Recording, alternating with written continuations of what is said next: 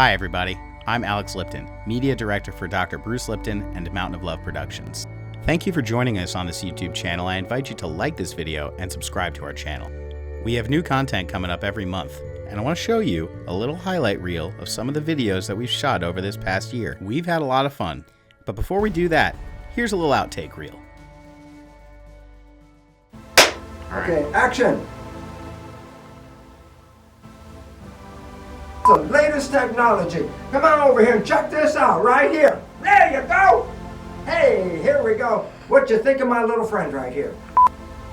Action.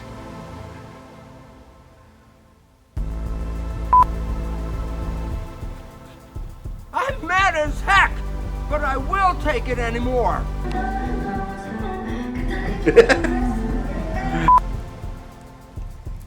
Joby.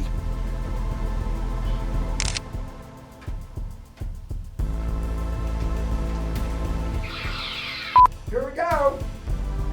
Ah! That's Igor!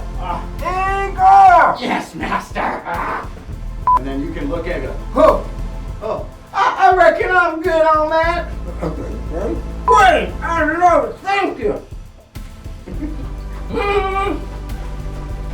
Up, up, and away. Oh, hold on a second. Hold on. Laura.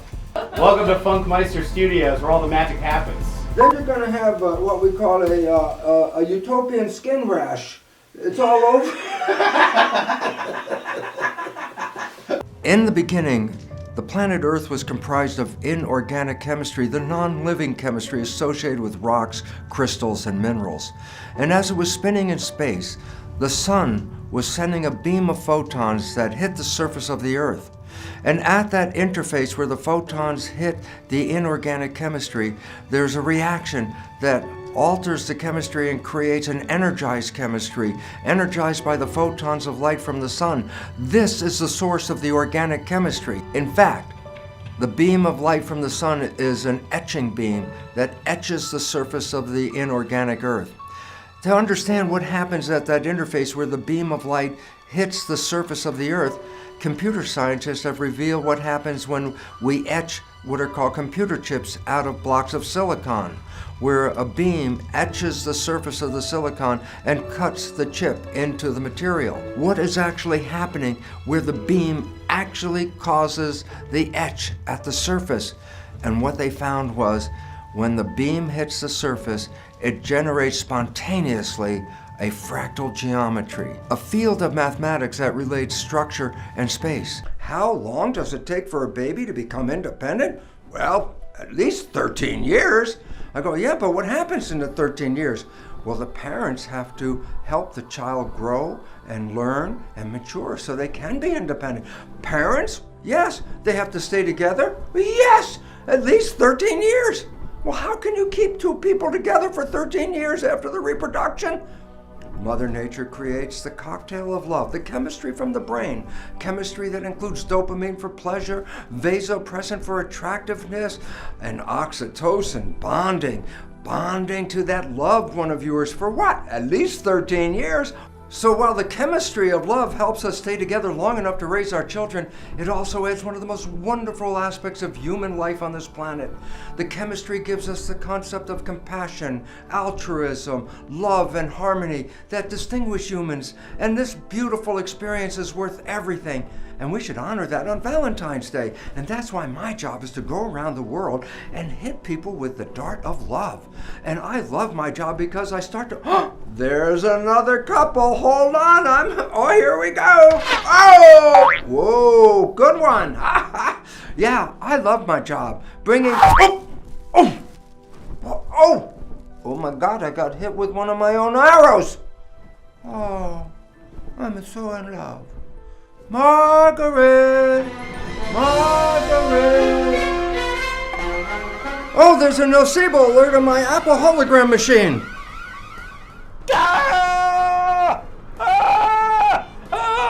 Oh, I must go help Alex. Dr. Nocebo is giving him a lot of negative thinking. And what Alex doesn't recognize is that negative thinking is equally powerful in changing our lives as positive thinking. Well, the positive thinking can heal us of any disease, the placebo effect. Negative thinking can cause any disease, and Alex is now going to have a whole lot of negative thinking from Dr. Nocebo. We must go help Alex get his positive thinking back online. I must get down to Alex right now and help him heal himself. By the way we are polluting the atmosphere and destroying the ecosystem, we are aggravating climate change. We're exacerbating climate change, so we are indeed involved. And the significance about it is this: climate change is our most immediate problem on this planet. Of course, you've seen the pictures of seawater rising with melting ice caps and thinking that's where the big problem comes from. And yet, on a positive note, let us recognize a simple fact. Human civilization is the most adaptable of all organisms on this planet. The question we ask now is, will we learn to adapt when climate change is a continuous process and we cannot depend on growing food to support the population? The universe is not a duality. The universe is a singularity. It's all energy. And quantum physicists refer to this energy as the field. I'm talking about spirit. You're talking about field. Are we describing the very same thing? Invisible moving forces that influence the physical world. Very interesting.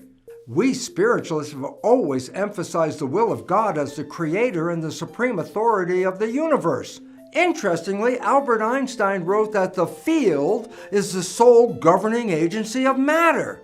You say field, I say spirit. You say tomato, I say tomato. We're talking about the very same thing.